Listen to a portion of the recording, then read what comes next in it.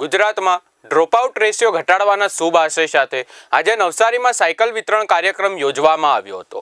ભાજપના પ્રદેશ અધ્યક્ષ સી.આર. પાટીલની ઉપસ્થિતિમાં દહેજ ખાતે એલએનજીના સૌથી મોટી આયાતકાર કંપની પેટ્રેનોન દ્વારા નવસારી શહેરમાં 3000થી વધુ વિદ્યાર્થીનીઓને શાળાએ જવા માટે સમસ્યા ન સર્જાય એને ધ્યાનમાં રાખી અને સાયકલ વિતરણ કાર્યક્રમ કરવામાં આવ્યો હતો।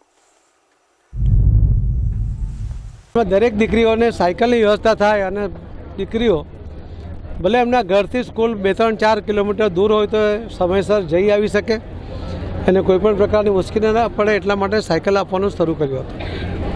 આદરણીય પ્રધાનમંત્રી મોદી સાહેબની આજે પણ એ ઈચ્છા છે અને એના માટે કામ કરે છે। ગુજરાતના મુખ્યમંત્રી પણ એના માટે યોજનાઓ દ્વારા સાયકલ પૂરી પાડવાનું કામ કરે છે।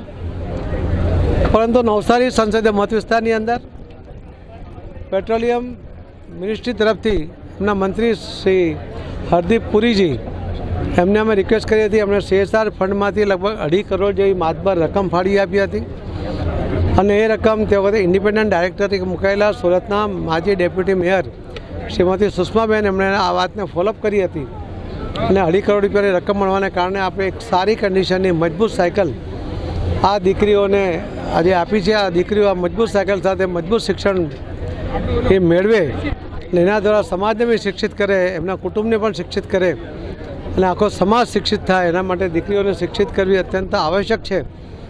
એ કામ આજે નવસારી સંસદીય મત વિસ્તારમાં શરૂ થયું છે। આજે 3000 સાયકલો અપાઈ છે।